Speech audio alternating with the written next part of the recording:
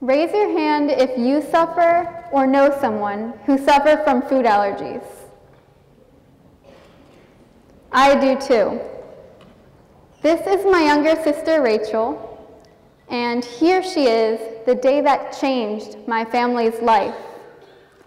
Just shy of her 2nd birthday, Rachel took a small bite of a cashew and experienced a life-threatening anaphylactic reaction. Until that day, I never knew someone could die from a nut. On that day, my family's outlook and dynamic changed instantly. Rachel's safety became our first priority. We had to read every label of every bite of food that passed her lips. We had to scrutinize everything in her world, not just what she ate, but everything she came in contact with. Soap, shampoo, sunblock, even bug repellent. Rachel and I could no longer go to the zoo and simply feed the animals without first finding the zookeeper to find the ingredients on the feed. When my family traveled, we had to research airlines that were sensitive to people with food allergies and always had to take the first flight of the day to, hopefully, ensure the cleanest airplane. Eating at restaurants, social, and school functions were a source of anxiety for my entire family. Rachel also faced emotional challenges.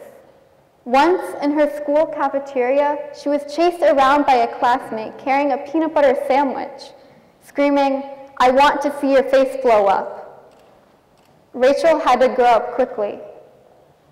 Now imagine if you lived every day with the mindset that food, which is the focus of most social occasions and is meant to nourish your body, could make you sick or take your life. Rachel is not alone. Look to your left. Now look to your right. 1 in every 25 adults and 1 in every 13 children suffer from food allergies. I've always been a big sister advocate and looked out for Rachel at birthday parties, schools, and restaurants. And as I matured, so did my voice. When I was a freshman, I joined my school's Youth in Government Club, and we were asked to write a piece of legislation for youth assembly. There was no doubt in my mind that this bill would serve as a vehicle to express my passion for students with food allergies. After being awarded Best Bill in the House, I realized that I had the potential to make a change. I was driven to raise the profile of this public safety issue, and my mission became abundantly clear. Provide allergen and nutrition information for all items offered in public school cafeterias. Although the solution seemed simple, I faced obstacles from all fronts. My challenge: one small, 13-year-old voice to communicate a compelling argument to overworked, underfunded adult decision makers. I was rejected by both local and state government officials who felt I had a great idea, but immediately responded, "Who is going to pay for this?" Money and liability stood in my way. I learned quickly how to cultivate new ideas in the culture that rewards the status quo. I learned about the power of passion. My first step was to approach a national food allergy organization for guidance and support. I sat in their Madison Avenue offices where leadership looked me in the eyes and told me my goal was commendable, yet virtually impossible. I did not see this as a failure. In fact, my determination intensified. Pursuing my passion required persistence, patience, and diplomacy. I learned Public Policy 101. Strive to elicit change rather than impose it. While it's critical to effect change supported by facts and figures, people of all ages must connect to and embrace the idea. Passion is the key. I spent countless nights working at the computer, leading conference calls from my school's guidance office during my lunch, and traveling to meetings before, during, and after school. I led a grassroots campaign, working with my school district's nutrition director and addressing the local Chamber of Commerce and school board. Next, I worked with a company to develop software and convinced my school board to launch a pilot in my home school district comprised of 18,000 students. After 1 month, 8,000 hits, and endless emails, meetings, and conference calls, the movement gained support and energy.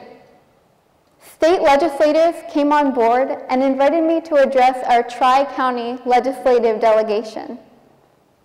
With the hundreds of business cards I gathered, I formed a coalition of statewide and national organizations with similar missions. I also gained the support of members of the medical and education communities and legislators. Again, the movement gained momentum.